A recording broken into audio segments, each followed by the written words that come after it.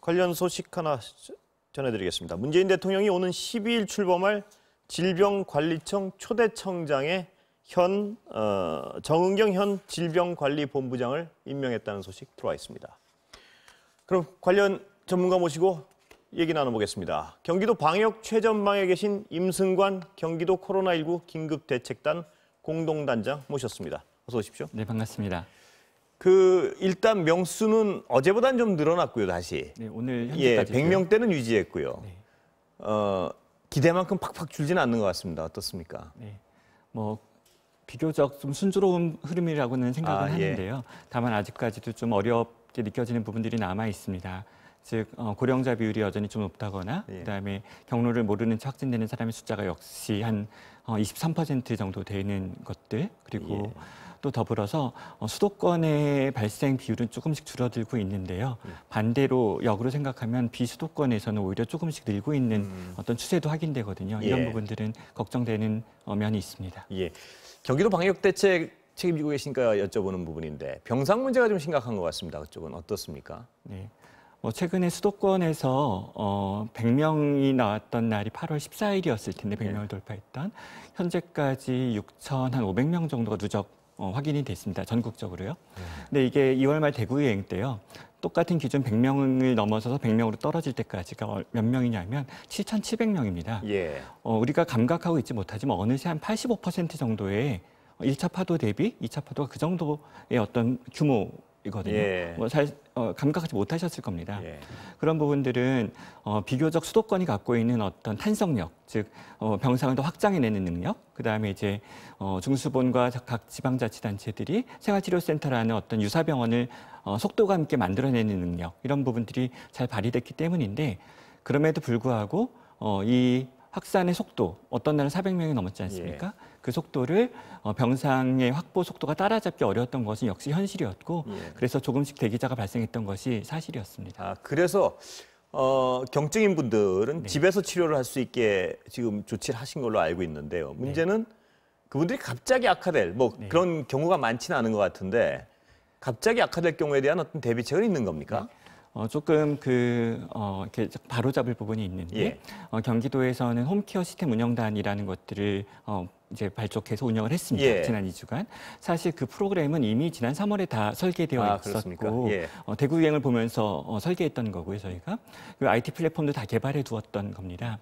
이제 그걸 사용할 어떤 때가 왔던 건데 조금 오해가 되는 부분들은 경기도가 일부러 어떤 경증 환자를 집에서 진료했다, 이런 부분은 아닙니다.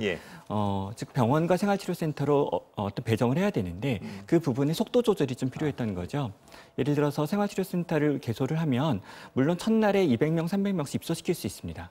하지만 처음 손발을 맞춰보는 관리자와 의료인들이거든요. 한 번도 운영해보지 않았던 사고의 위험이 있죠. 그래서 경기도 같은 경우는 조금 그런 곤란을 무릅쓰고 이제 첫날에는 10명, 20명, 둘째 날에는 30명, 이런 식으로 숫자 조절을 해가면서 안전을 확보하려고 생활치료센터 안전 확보하려고 노력했었고, 그러다 보면 어쩔 수 없이 생기는 대기자들은 잘 선별해서 이제 가장 위험이 적은 분들을 조금 선착순이 아니라 조금 더 기다리게 부탁을 드리고 대신 의사와 간호사들이 매일 한 번씩 전화를 하면서 건강 상태를 살폈던 겁니다. 그 가장 경증인 분들 위주로 이제 집에서 좀 대기 시간이 길어진 것 같은데요. 그렇죠. 길어지는 분들은 그런 경우인. 근데 그런 아주 경증인 분들이라도 예의치 않은 어떤 예기치 않은 악화랄까, 이럴 때에 대한 대비책은 마련돼 있는 겁니까? 어떻습니까?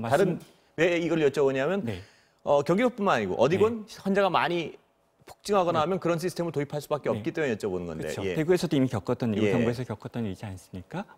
유럽, 북미 다 겪었던 일이고 저희가 갖고 있는 이 어떤 체계는 가정 대기자들을 우선순위를 정하는 것이 한 가지 목적이라면 두 번째 목적은 가정에서 기다리고 있는 사람의 신체적인 건강 상태를 계속 살피고, 다만 그것은 의료인이 아니면 살필 수가 없으니까 의사와 간호사를 모집해서 경기도에 긴급의료지원단을 모집하는 캠페인이 있었는데, 그런 방식으로 간호사 선생님을 9명, 의사 선생님 3명을 모집해서 이제 전화를 하는 거죠. 하루에 한 번씩 전화 방문을 하는 겁니다. 그럼 두 가지 효과가 일어나는데, 하나는 그 집에서 기다리는 사람들의 건강 상태를 체크할 수 있는 우리가 원했던 목표 하나와, 두 번째는 부가적인 효과가 있었습니다. 전화를 받는 어떤 시민들이 나는 의사 누구입니다, 간호사 누구입니다라는 그 전화를 받는 것만으로도 어느 정도 마음에 안심이 되고 우리가 좀 관찰되고 있고 살펴지고 있구나라는 좋은 효과를 발휘했다고 자부합니다. 그 후자의 심리적 안정 효과도 굉장히 큰 것 같습니다. 어떻게 보면 그게 더 컸던 것 같습니다. 예. 네. 단장님 일반론 좀 여쭤보겠습니다. 네. 이제 그 경기도 얘기 말고. 네. 이게 많은 분들이 걱정하는 것 중에 독감하고 네. 겹쳐서 증세가 비슷하니까 네. 그러면 의료 체계에 큰 부담이 되지 않을까 걱정하는 건데 독감 예방 주사 오늘부터 맞기 시작한 것 같은데요. 네. 맞는 게 좋겠죠? 전 국민이 어떻습니까? 네. 평소에도 인플루엔자, AB 바이러스 된 독감 예방 접종은 누구라도 건강한 성인이라도 맞는 것이 나쁘지 않은 일이죠. 다만 어떤 유통되는 백신의 수량이 좀 제한되다 보니까 접종의 우선순위라는 것들을 정해두고 고령자나 어린아이들, 그다음에 임신한 사람들 등등에게 기저질환자에게 먼저 배분하는 게 평상시에도 원리인데요. 이번에는 그 폭을 넓혔다는 겁니다. 즉 그런 어린 연령층을 만 18세, 19세까지 넓히면 이제 1,900만 명 정도 된다고 어제 뉴스에서 봤던 것 같은데요. 그런 정도의 더 많은 인구 집단에게 그 기회를 제공하겠다는 것이고 또 정부가 제공하는 물량은 이제 무상으로 제공한다는 뜻인데요. 이런 부분이 왜 중요하냐면 독감 바이러스에 걸렸을 때와 코로나19 바이러스에 걸렸을 때 어떤 증상이 뭐가 다르고 이런 문제가 아니라 비슷하니까 결국은 검사를 받아야 되거나 격리를 해야 되는 것에 대한 어떤 확인 과정에 그것을 체크하는 과정에 대한 시간이 많이 들고 비용이 많이 들 겁니다. 따라서 이 유증상자를 줄이는 것이 좀 필요한 거죠. 그러면 지금 방금 그 화면 보셨지만 37%가 무료 접종 대상이신데요. 그중에 이제 급한 어떤 순서대로 정리를 하신 것 같고.